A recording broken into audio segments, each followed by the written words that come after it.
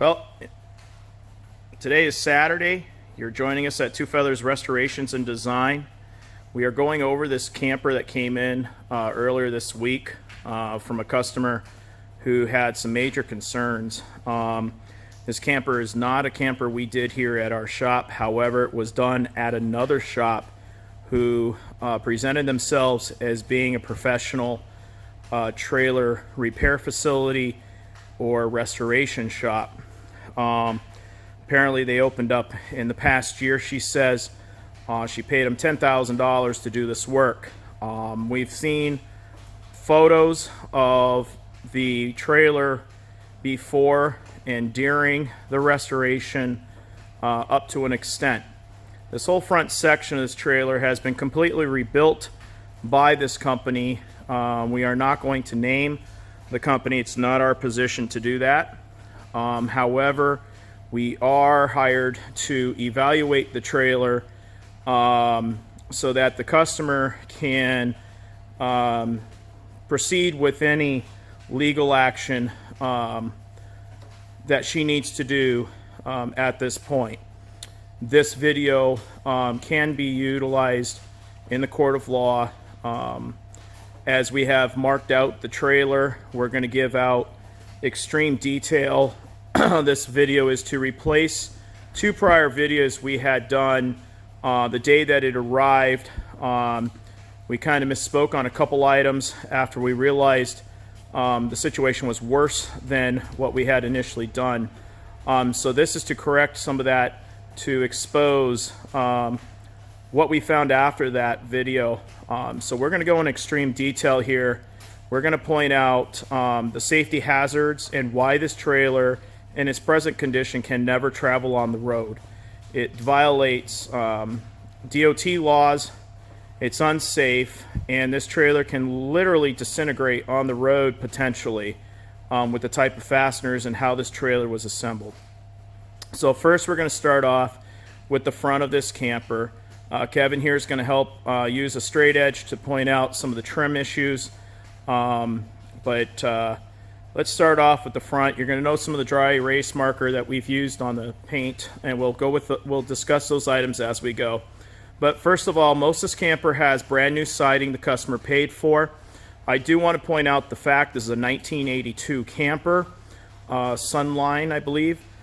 And with older campers, being that we are a professional shop, the original wood, when it was manufactured, would have been smooth walled with no bumps or anything of that nature. Over time, as wood expands and contracts, it can develop different characteristics.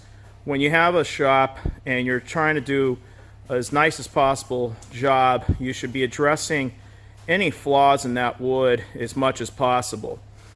We've experienced a camper this past year who the center wall on the driver's side was extremely bowed out. However, it was not enough to warrant a replacement of the wall. And it was able to be sanded down the whole 1/18 of an inch to reduce the amount of bulge in the wall, which was then acceptable to the client and ourselves. And the goal is the siding has to sit flat, and with that bulge that was in that camper, it just could not. So as we go around this camper, we're going to point out the flaws with that type of siding.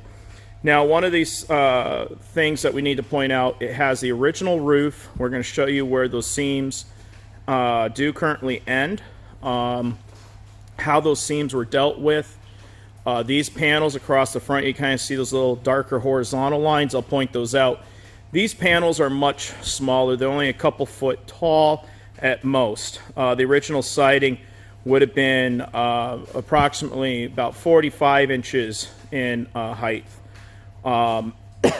In some manufacturers, newer manufacturers use these smaller panels because they're easier to attach, and you won't have the wind warpage as you will on some of the other vintage trailers. So these panels should be the best and easiest to secure to any side of the trailer. However, what you're going to witness here is a very poor job at installing it. You would never want to see this out of any restoration shop. So we hope that you use this video as a way to educate yourself if you are purchasing a trailer, having your trailer restored at a shop such as ours or anywhere else. And so we want this trailer to be used for education as well. So please take notes as we walk around. Now, initially we had thought that this company had improperly installed some lighting on here, and looking at the photos after the fact, we realized this camper actually did come from the factory with only 2 clearance lights in the front. It's not common to see that at all. You'd normally see approximately 5 lights across the front, with 3 close together near the center with 2 outer, which is very common. In this particular case, this is not. Now, as Kevin goes up, he's going to put a straight edge along the trim. On the edges of your siding, you are going to have different styles of siding, different styles and shapes of campers. What you're going to see here, this edge that he's going against in the photos, we verified that this is supposed to be a flat piece of wood. But as you can see when they installed the trim, that's anything but flat.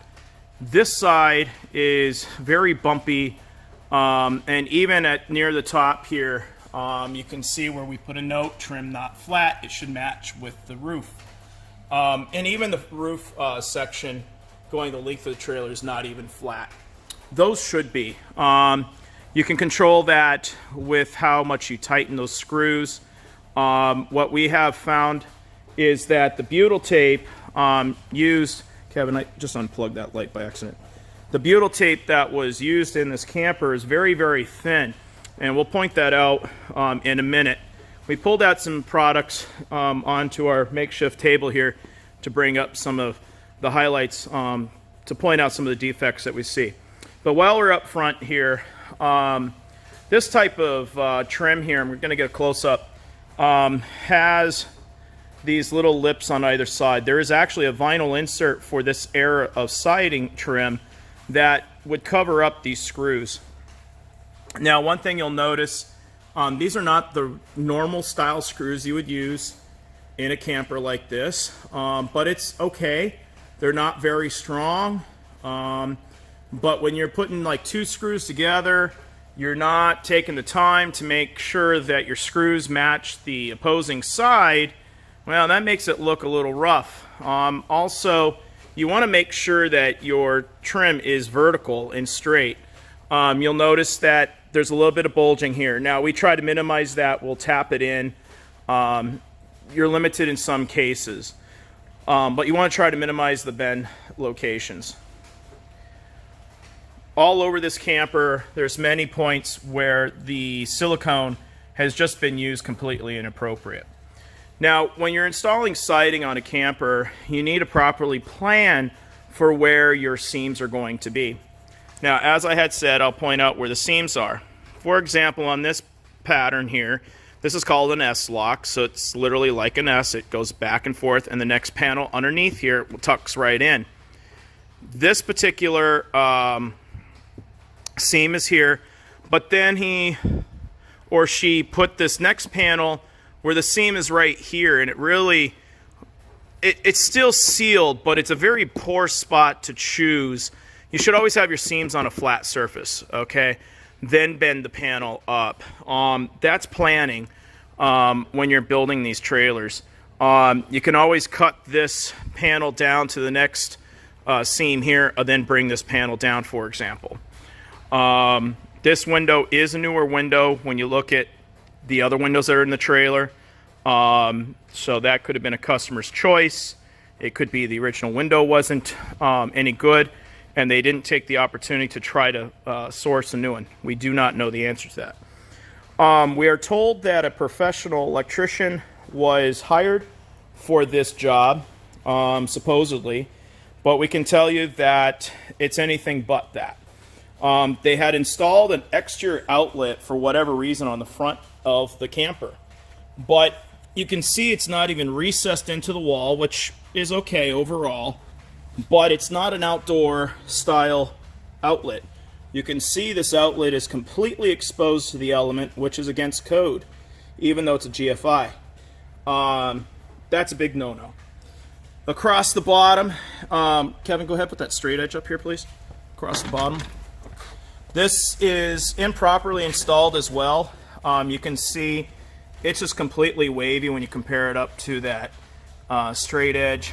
What happens there is from the base of the frame up to this first curve in the side of the trailer. So what we're talking about is from this point down to the bottom, there should be wood behind there that matches this line. In the photos, it shows that she had been supplied by the restoration shop. Well, they do not match properly, and that's most likely why we're getting such a wave in that siding. Also, they also did not install the siding properly, and there's about a 1.5 inch wide plasticized product that they've used. Well, then they use sheetrock screws to screw it in. Why are you using sheetrock screws on a trailer? It's an inappropriate use of screws. So we're seeing that this shop that did the work has zero experience, zero proper training, probably has never had any training in the RV industry at all, and is attempting to restore trailers because we have one in front of us. One of the other things is to point out this camper has a brake system on its axle from factory. It is a Dexter axle. The customer claims that the shop told her they are not required on a trailer of this size. Regardless if this trailer of this size has to have an axle with brakes or not is beside the point. The fact is it came from factory with brakes. Some campers will have those as an option, but if it's applied to that camper, then it has to be operational. If you get stopped and you were to be checked, you can get in trouble. But more importantly, if you need to use those brakes and they don't work, there could be a problem. Check out all those YouTube videos of people having accidents. So what we want to point out next is the electrical system. This particular shop installed a very inexpensive, cheap Home Depot style 4-pin wiring harness. Now what you're going to notate is there's a ground wire that goes on this end here. It broke when she hooked it up the first time. These are notorious for having really low quality wires, but you have your ground on one side. One wire is going to serve as your brake, one's going to serve as your right turn and your left turn signal. When this trailer or any trailer has a brake system, at minimum, and if you're going to use those lower quality plugs, you got to have the 5-wire system that allows the wire for the brakes. Not only that, you have to have a breakaway switch system. There's nothing here. She was told she didn't need brakes. Well, they never serviced the axle, guys. Safety, safety, safety. In our shop, safety comes first. You need to have proper chains. This trailer still has its original chains. While they're rusty, they should have been replaced in our book, but they're still usable. She had a newer chain off to the side, which is inappropriate. That's been removed, but you want to have chains that are same age, so that way you don't have one that's stronger than the other. But then again, those are there to serve a purpose. If your trailer becomes disconnected, those are to cradle your trailer. So you want to have good, strong chains that are not fatigued due to age. And looking at these are rusty. There's quite a bit of rust on these. Nothing that has really gotten too terribly bad, but some of these chains actually do look kind of stretched. You look at the propane tank stand, completely rusted out. Now this camper was restored without propane, so that's fine. She didn't need that anymore, but take it off the trailer. She could have put a storage box, for example. So now we're going to go down the side of the trailer. Regardless, this trailer, when the siding was done, should have had proper clearance lights on this trailer. What you're going to notice, they had installed the top and the bottom amber reflectors. You also will notate in the back of this unit has another amber. Well, that's illegal. The DOT laws that we have to follow state that you cannot use any amber lighting or reflectors on a rear of a vehicle because it's supposed to be red to designate the rear. Now, if you want to get technical, you can look it up online.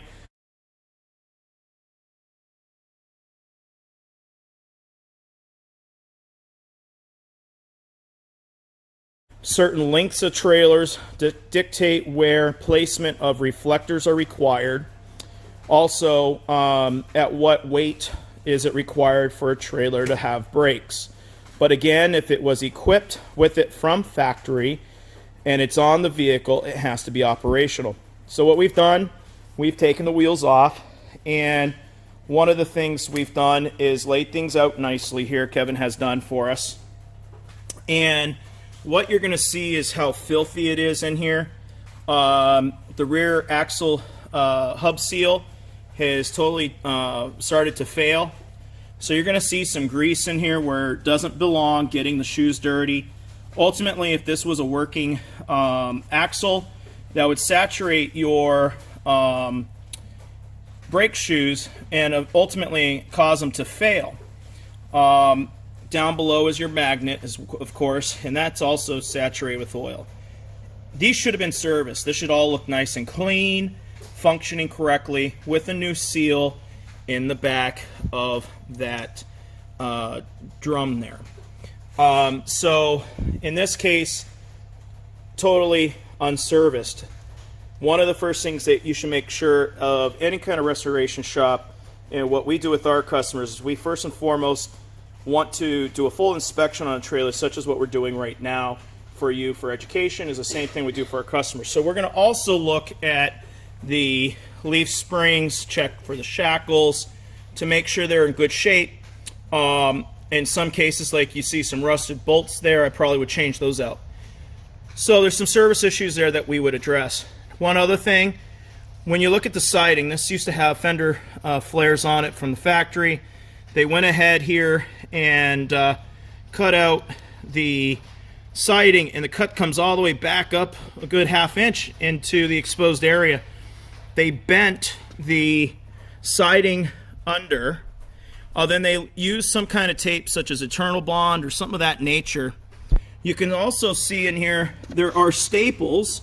They're completely exposed and falling out. I don't know what else has been caked up in here, but it's a very, very piss poor. You can see some stuff is flaking off. But you can see that this is completely done inappropriately. You can see the siding's dented. Totally unprofessional. We're going to come up here to our windows here. When they were installed, it was installed with a very thin butyl tape.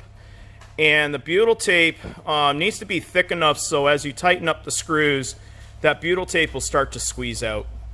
And what we're going to do is, if we can catch it on light here, you'll actually see those gaps along the way here. And you do not see any butyl tape along here squeezing out, nor did he come back with any form of silicone. So we actually literally have water penetration potential. So these are incorrectly sealed. Now what we're going to do is bring you over to the table here. And this is what butyl tape looks like when it comes in a roll. And just looking at this profile, you can see how thick this material is. And it's optional in different thicknesses. If you have a situation where a wall panel has a lot of contours, you can double it up. The goal is as you tighten it down, it starts to squeeze out. You want it to look nice, but you also want a watertight fit. That is not the case.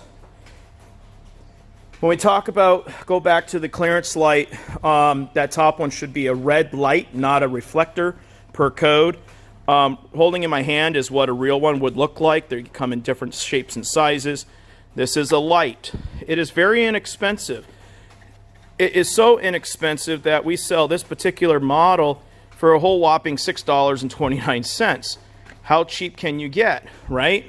Why did you go with the reflector that makes this trailer illegal for your customer?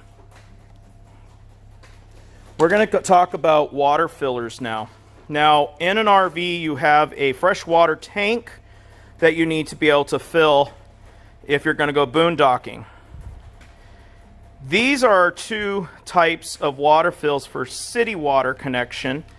And by bringing these out, you'll see how this one here, if you get a good view here is threaded. This one uses a barbed hose fitting that would use a clamp. Both of these are for city water only. These are not intended for fresh water tank.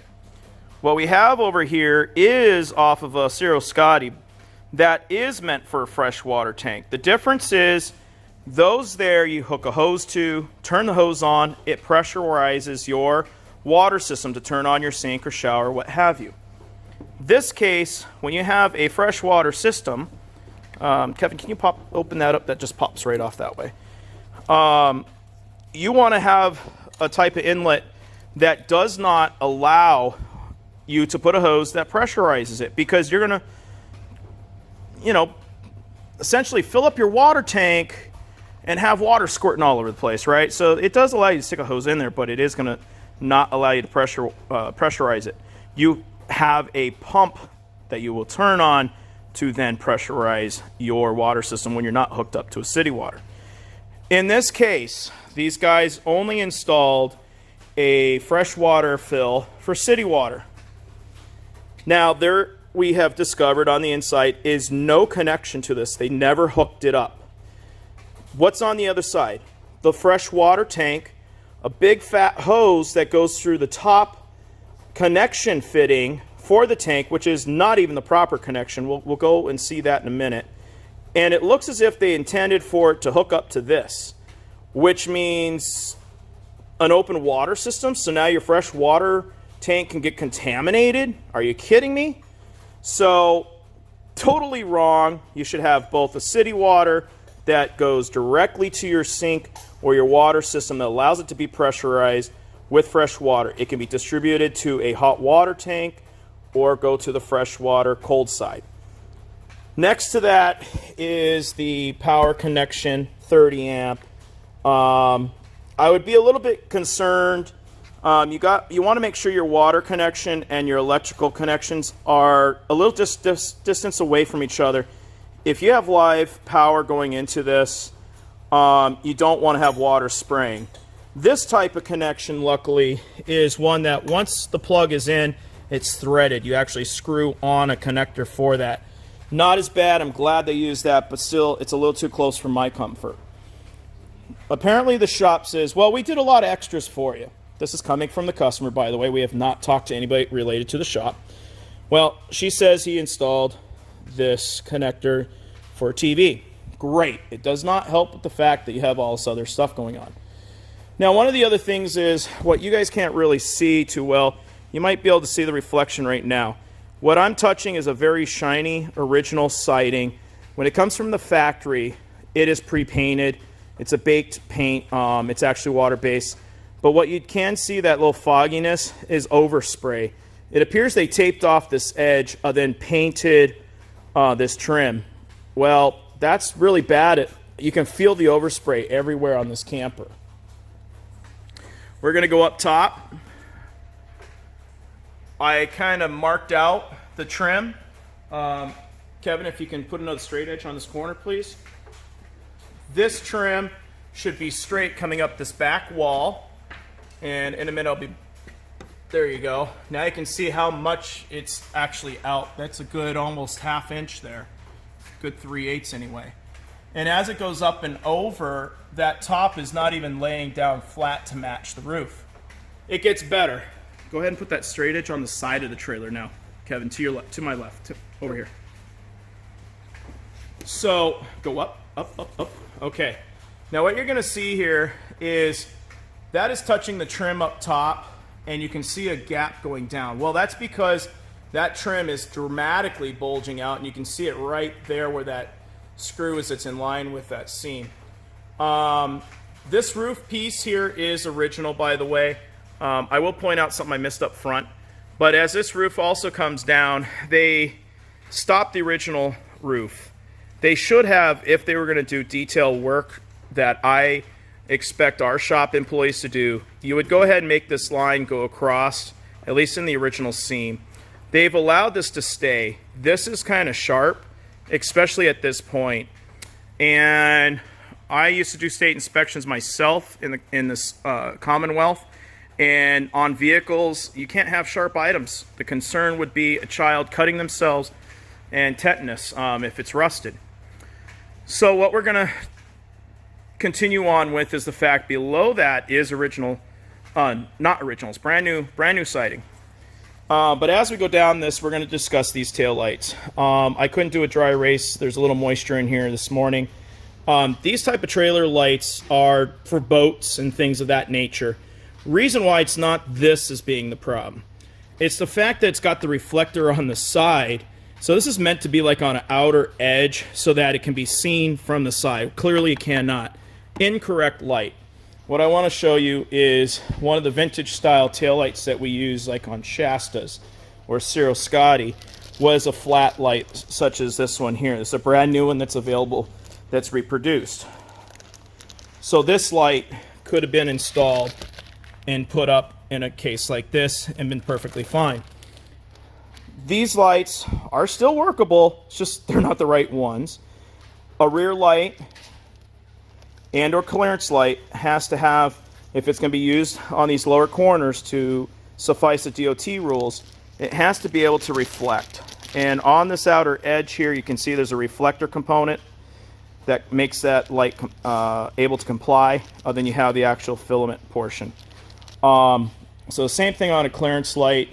I did not grab one, but our teardrop reproduction lights, which I can go in the office and show you potentially here if I remember, does have that capability.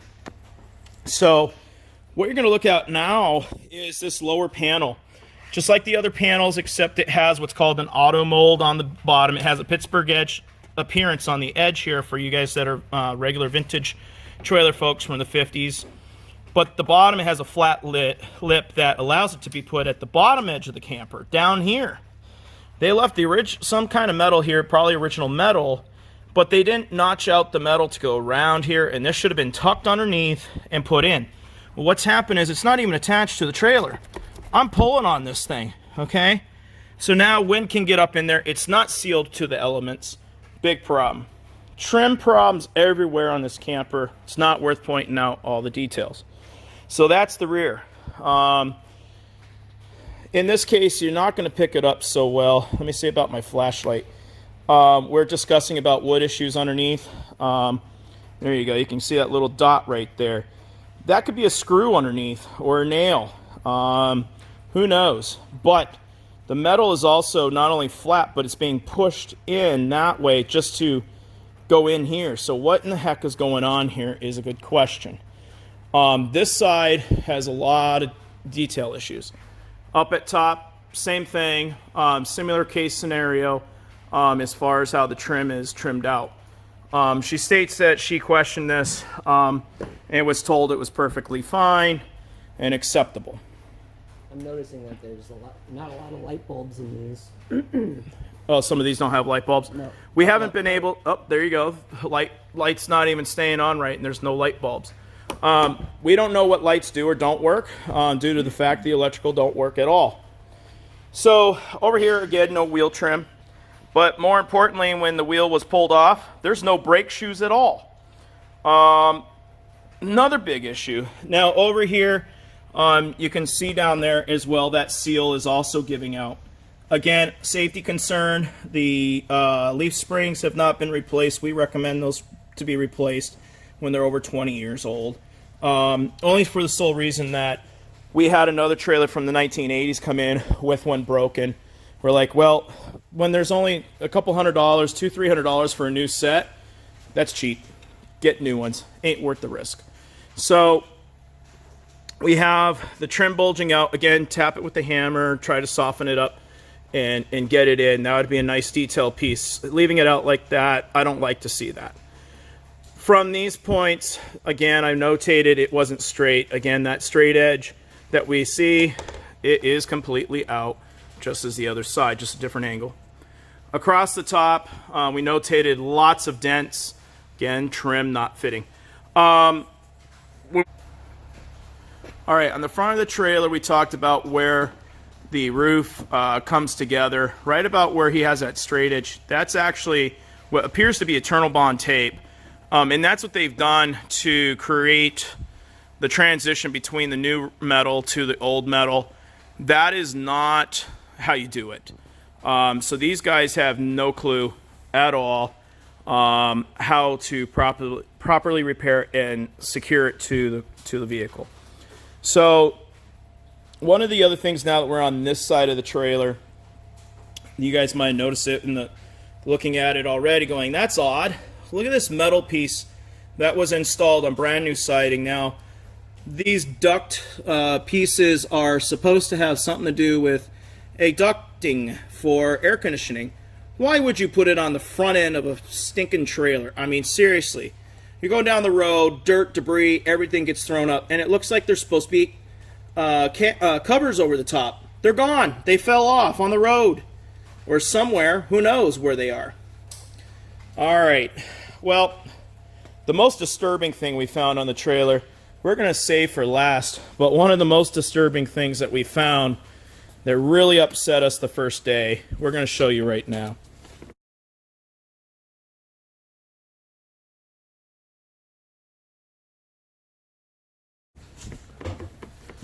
So, going into the camper, pointing out the fact the door was never properly installed. There's plates missing. It was never screwed into the door jamb other than on the outside. It requires them to be installed, both, all the screws.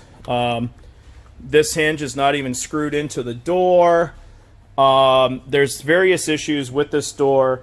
It is flat to the floor. We noticed underneath that the outside trim is a shorter height and a wider height back here.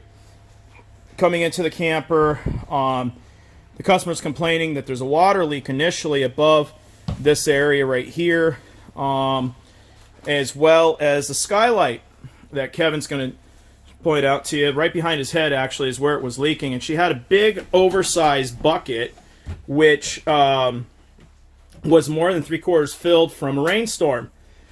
She was freaking out, and that's what brought her into us. She just wasn't sure. She couldn't get the shop that did this work to respond, period. Phone calls, emails, etc. So she had taken our class where we teach about restoration of RVs. So you can check out the RV Camper Academy online at TwoFeathers Restorations.com. Now, Kevin's going to hop up on these little... they're supposed to be able to pull out all the way so you can put a bed on here. However, we can't pull them out any further than that. So how are you going to sleep on it? But what you're going to see here, he's going to put his arms underneath the ceiling on this side. And I want you to watch. I'm going to put this extra flashlight up here. You watch how much he can move this roof. There's a whole brand new structure, guys. This is like over 4 inches of travel. Okay, that skylight's so heavy, it's pulled down the roof. It has a tremendous sag. Just putting this cell phone all the way up to the ceiling, you can see that sag. I mean, come on now. All right, here's the secret that we found out, how this guy assembles trailers, at least from what we can see in a photograph. So in the photograph, you can clearly see wherever there's a wood joint, he stapled it.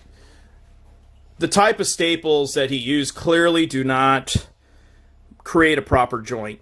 This is what you get because of that. Really, what's probably holding this together is that ceiling panel. This is totally unsafe. This, if it had a proper snow load, let's say 3 to 4 feet of wet stuff, and it fell overnight while you're camping, I can probably safe to say I'd be concerned with the roof collapsing. But that's not my worst concern on this trailer, and we'll get to that. So this bed system is totally different than what's stock. It should have a lip where you insert your wood panel and allows you to create this whole area into a sleeping area. It's the same thing as just Shasta Compact. This guy or gal, whoever it is, decided to create something that looks cool. You've probably seen it on videos. it has its points, but the wood is so close together, it makes it difficult to slide it open and close.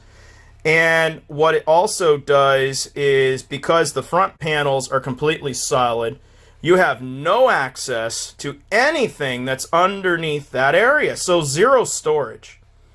The other thing that you're starting to see peeking through is, supposedly this is professionally done. Well, what you see is unsecured electrical wires. If this person was a professional electrician, or at least has some kind of electrician knowledge, come on. Everybody knows these need to be secured to a surface, not out in the open. Why? Because they can be caught on something. It's just not neat. It's not good craftsmanship at minimum, guys. All right, let's move on. So now you have an electrical panel in the back there. The code requires nowadays that electrical panel must be able to be accessed at any given point that a person is in their camper. In case there is some short, or let's say lightning came through the campground, you need to be able, and if it trips your circuit breaker, you need to be able to turn it back on. That is not where you put that in a camper like this if you're to continue to meet code. Now, this is the disappointing part, guys. So now underneath here, they have a Bosch water heater, guys. Great product. We've used it on various campers ourselves. If you're looking for a water heater, it's great because it's cost effective. It is also one unit that doesn't have a large electrical spike when you go to turn it on. But you need to be able to winterize your camper. That maintains about 3.5 gallons of water in it. And as I said, a customer has no access other than from the side over here. And you need a lot more access than that to properly winterize that unit. So we're going to be forced to unscrew all these screws to get to that unit just to save it.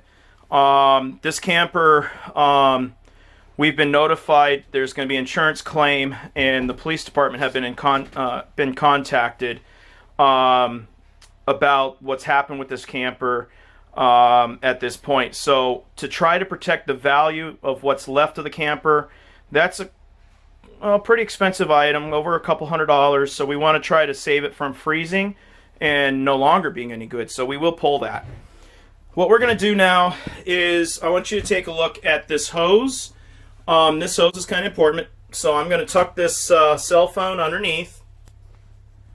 What you're going to see is that is your electrical line that came into the camper. And you can see it's somewhat exposed on the backside where the cable is supposed to go through. Again, the wiring throughout this camper is not even secured to anything. It's just ran to various components. Sloppy, okay? And that's just going into the back of that circuit breaker panel. But yet, over here, they did secure some wiring. So I don't know why they just didn't finish it out. So this is the only storage you have, guys, is this right here, literally. Pretty sad. All right. Now, and by the way, on the back end of the camper, I'll go back and I'll show you the wires that go underneath. So that little hole that you see, let's get this camera down a little bit further. That is where that city water is. You can kind of see it peeking out. You can see the tube that they had installed and just slid it through. In no way is it connected to anything. There's no way for you to fill up this water tank. The brass fitting next to it is intended for air ventilation that should be properly ventilated. None of that's done. They don't know what they're doing. So how are you going to fill up your water? So now, right now, you as a customer is going to hook up your city water to it, and water's going to go all over the interior because you trusted that this was all hooked up and hooked up correctly. So when you start looking into inside here, you're looking. Sorry, our video cut out there. Now what you're looking at is a water pump in this camper. It is not 12 volt. It is 110. So they plumbed it into the water tank that you cannot fill. Right now there is no way to even put water into your camper, period, for city water. So this is completely plumbed inappropriately, not correct. As we move over to these other areas, this is the back side of that water heater. It's just incorrect. They use the type of plastic. It's not the plastic we use. It's not the correct PEX tubing that we use for the RV industry. In general, what we use is a lot more flexible. In here, you can see they used 2x4s to support a future refrigerator. They've ran plumbing up and around. Where they have ran electrical, you can see that there is no foam around that. There's no insulation in these walls at all up here. That's the wood, apparently, that they, it appears to be the wood that they use to structurally build this wall. They left all their sawdust, didn't clean anything up. Over here, there's that metal that they installed. So, okay, so that's their access into here. Quite interesting. What I didn't quite point out, which you might have seen in the video, is how they trimmed it out. Doesn't connect to anything. And what's interesting is that vent doesn't go to anything. So where's this ventilation system? You've got the holes out here in front of the cabinet, so it's completely not here. So I'm not sure. I guess it's maybe a temporary style air conditioner unit, and it just allows the customer to pop it in, possibly. You have a lot of sloppy work as far as fit and finish everywhere throughout this camper. Paint-wise, cabinets are not sanded down. Electrical is hanging. Now we're going to hop into the shower stall that they created. This was only a porta potty area, and as I push this door back, you'll see that hinge is not even connected to the wall. I don't know if you can kind of see that when I move it. What they also did for the shower pan is they took what appears to be similar pieces of flooring to the main floor. Then they used what appears to be silicone to use as a form of grout. That's going to fail. Look at the accent wall. It's bamboo flooring. You can literally see an exposed piece of timber that was never covered up. That's going to rot out. Water's going to get to that. Are you kidding me? Right? That bamboo flooring is not intended for a shower. It's going to have issues over time. Bamboo's known for, you know, being a little more water resistant, but it's still going to create issues, especially being that those gaps are not waterproof. Water's going to get behind there. If you chose to still want to use that product and believe that it's not going to get damaged by water, at least waterproof the surface in which you're mounting it to, which you can clearly see at the bottom. That is straight up plywood or 2x4, whatever it is. It's exposed raw wood, pine wood. The shower wall material you can buy at Home Depot. You can see here the way I'm holding the light, you can see the silicone is really poorly done on a seam. That's going to give out after a while. You have an LED light. We're not going to pull it out to verify, but it's the same kind of light that's used throughout the RV. In a shower area, it has to be rated for moisture. So that's a key factor. So that's just the interior, guys. Somebody broke the mirror. So I don't know if that happened before or after it was restored. Maybe that's the bad omen of this trailer. She was so proud of this skylight. She loves it. It's used in a lot of the European style trailers coming out now. I get why. There's no excuse for this roof to be having the problems that it is. So what I'm going to do here is the step that I'm stepping down on right now, she claims that it was not damaged prior to going to the shop, but you can't really see it too well, but it's not installed correctly, or there's some other issues going on with it. The bracket to the left there is too far back. for one.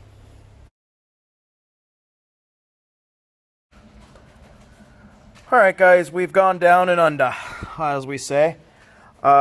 We've come underneath the camper here to highlight what we've seen and discovered underneath this camper.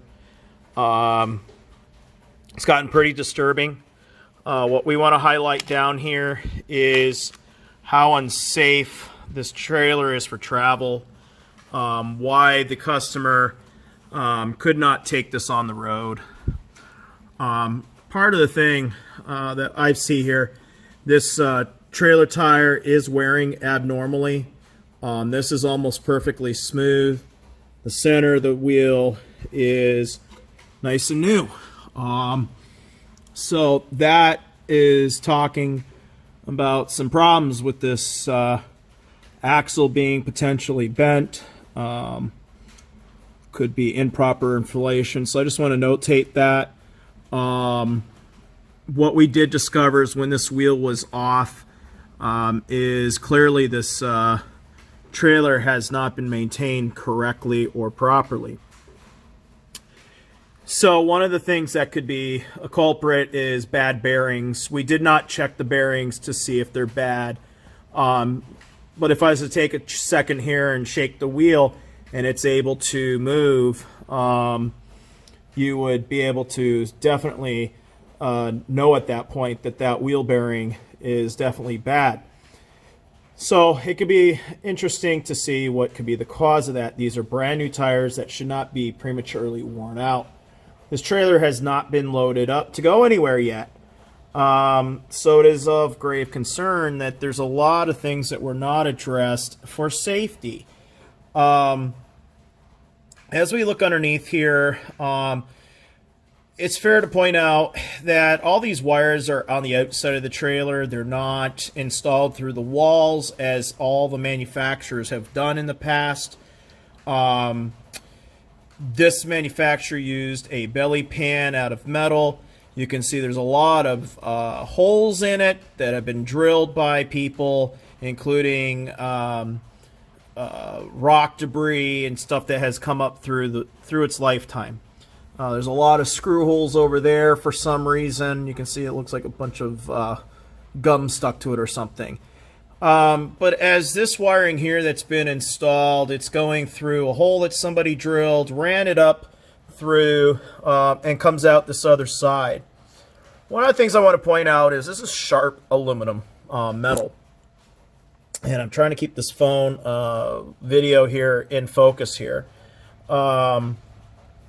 So you've got plumbing. They peeled it back. It's wide open. Mice will jump right up in there, make a home. Water will splash up in there and rot out your floor. It looks like this is a fairly fresh weld, so it's probably fair to say that this was installed so that there would be a black water tank here. Highlight how they strapped this in for your sewer. They just took a regular hose clamp and just screwed it in with a screw. By the way, is not a very strong style of screw. It will break off. Also, this is an outrigger where you see this holes where a bolt should be coming through. A heavy-duty bolt that is very strong that would hold the body of this camper in place. Instead, it's a self-tapping screw, not very strong. Also, the metal is supposed to come down a little bit further than it is, then go flat. It's actually kind of on an angle. It's not even flat. What you'll notice is they use what looks to be household-style staples, and it doesn't even come over the top, or should I say over the top of this aluminum. And so what do you have? Exposed wood. So water's still going to get in here. So this trailer is already prone, not only here, but where you see holes. There's other holes up front that we're going to expose here in a minute.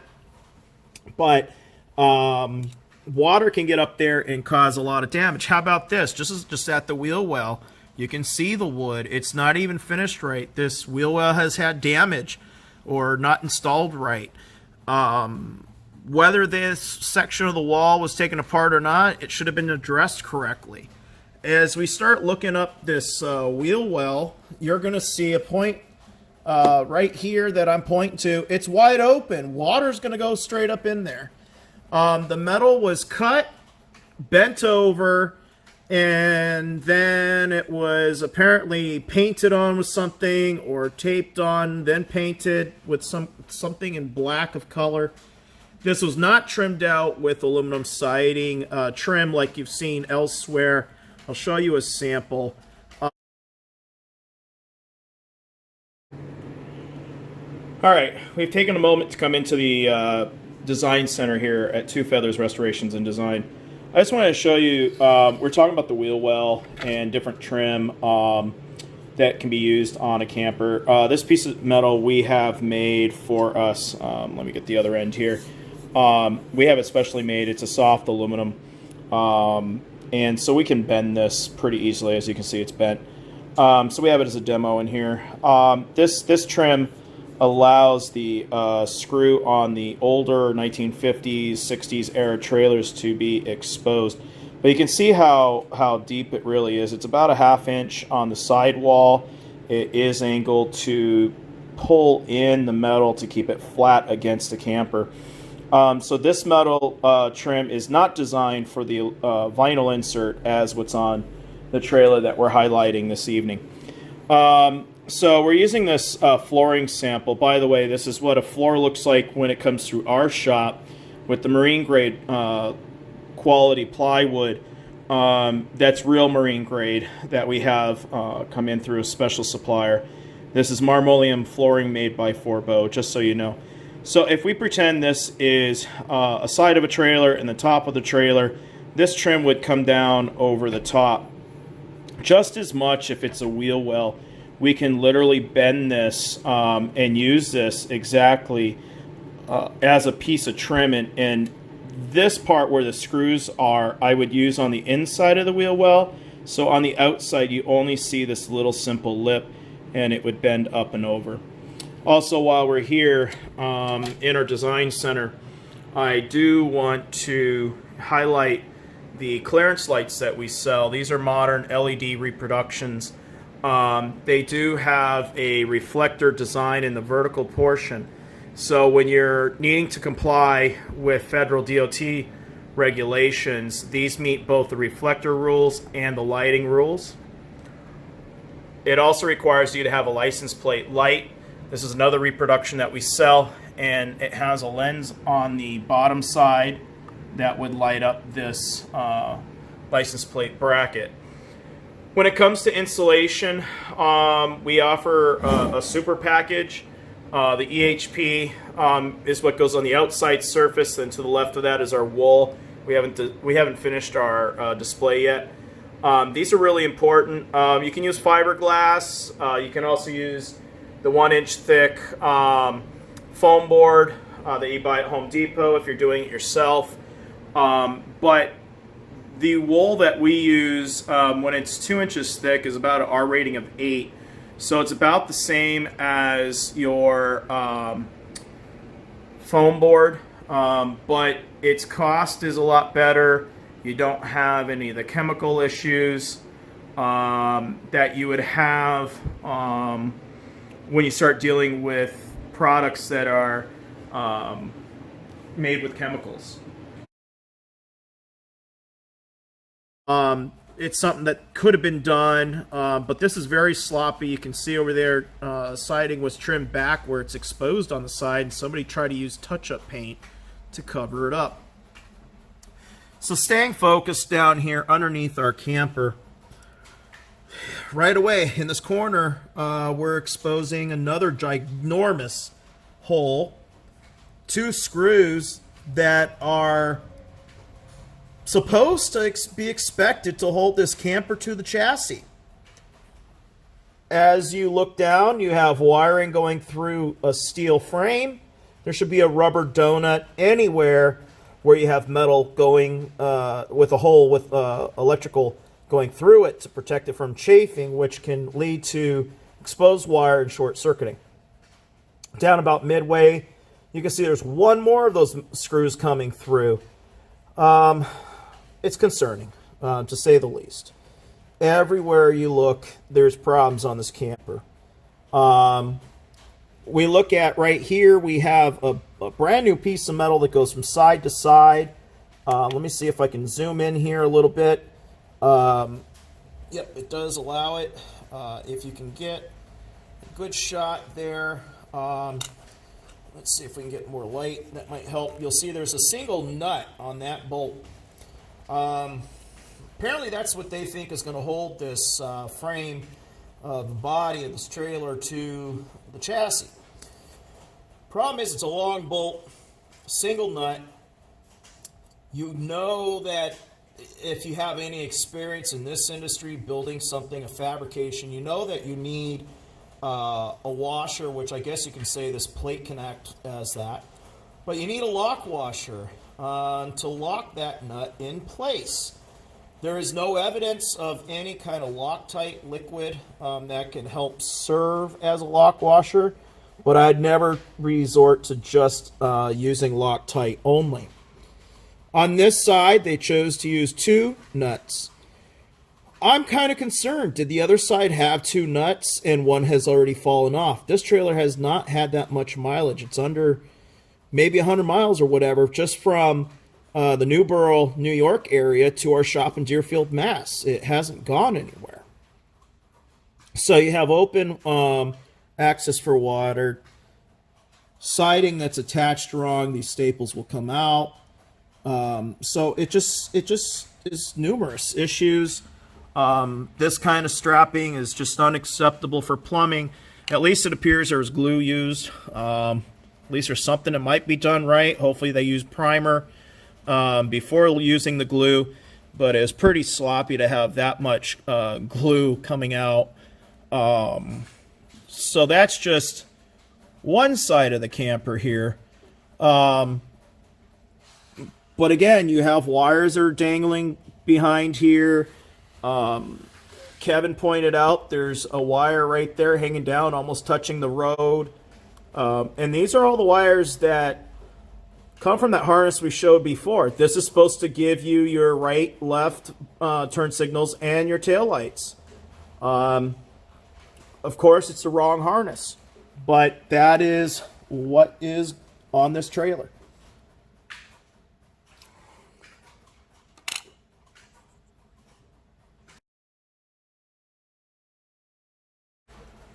Okay, now we're at the back of the trailer again. I just wanted to point out the wiring here.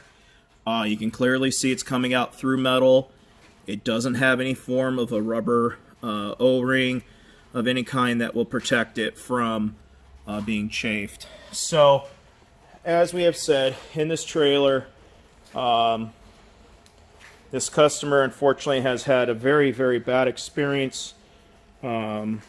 We're very apologetic that she's gone through this. She did take a class to hope that she can prevent what you see here. She fully trusted this particular individual. He was just getting started. I do not know where she located him, but you know, do make sure that you see photos of previous work. Our shop, however, loves to show photos of previous work. We document our work from beginning to end with photography.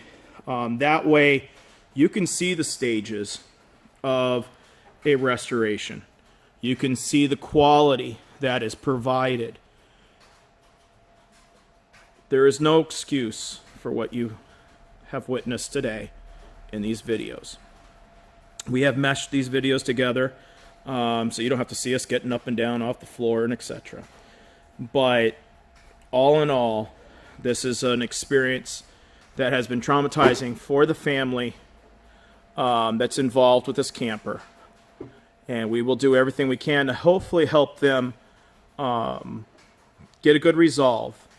And they're hoping that you, as a future camper or restorer of your own camper, can learn from what they have gone through. Okay? They certainly don't want you to have to go through the same experience. Every trailer restoration facility should have a business license. They should have insurance. Do not be afraid to ask. I have no problem with you coming in and asking for those credentials. Those credentials protect you. Those credentials should provide insurance for the craftsmanship that your restoration project would be going through. In this case, it is believed that the individual that did this work is working out of a property that is not zoned for working on these vehicles, nor is it believed that they have a proper business license. It was presented as such, but is believed otherwise. So do your homework, folks. Make sure it's a real shop in a real building that's established and has photos to show you their work. I hope you guys have learned something today. If you have any questions, do reach out to us. Do not ask for the shop that this came from. We will not provide that information. It is not our sole purpose to put somebody down or highlight an individual person's mistake. Everybody's human, but we do not accept what we see here today. But if you have questions of the nature of what to look for, do take notes of this video. You can call us. We do consultations. If you go to buy a camper and would like us to look at it as we have done here on this camper, we can definitely provide that to you. So please enjoy camping, do things right, and we hope to see you soon.